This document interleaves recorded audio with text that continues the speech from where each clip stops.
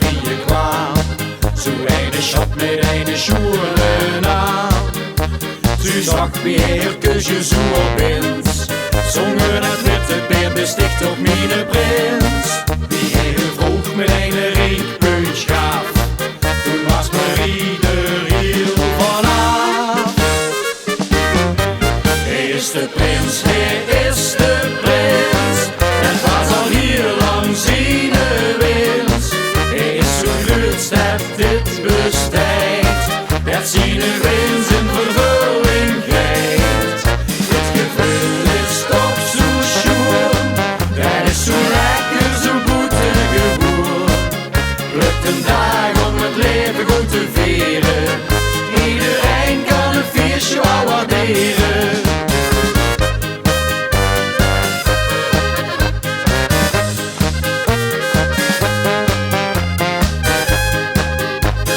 Later was het bij de chutterie.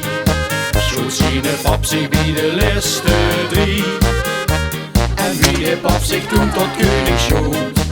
Gij snapt toch zeker ook dat hij ervan genoot. Al het zilver opgepoetst punch gaf.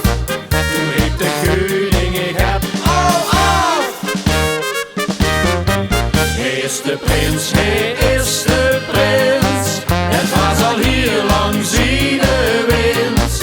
Hij is zo groot dat dit bestijdt. Dat zijn winst in vervulling geit. Dit gevoel is toch zo schoon. Dat is zo lekker, zo boete geboren. Lukt een dag om het leven goed te vieren.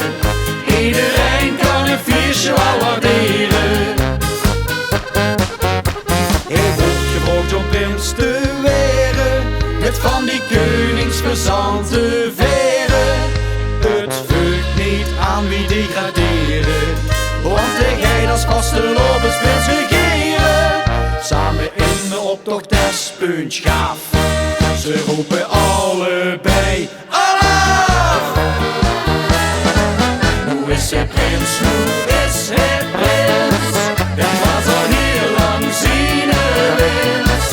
Hij is zo groot dat dit bestijdt. Dat zijn winst in vervulling geit. Het gevoel is toch zo schoon. Dat is zo lekker, zo boete geboren. Lukt een dag om het leven goed te vieren. Iedereen kan een feestje al waarderen. Maar als ik nu zo naar hem kijk, is hij als prins de koning te rijk.